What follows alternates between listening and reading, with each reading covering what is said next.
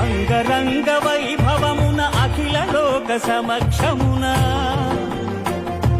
పద్మావతి పతి ఆయను పరంధాముడు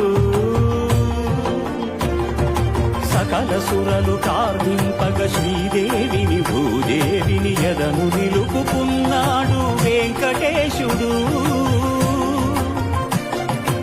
ఆపదముక్కుల వాడై అభయములిచ్చెడివాడై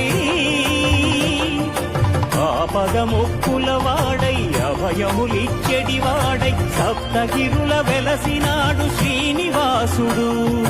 గోవింద గోవింద గోవింద గోవింద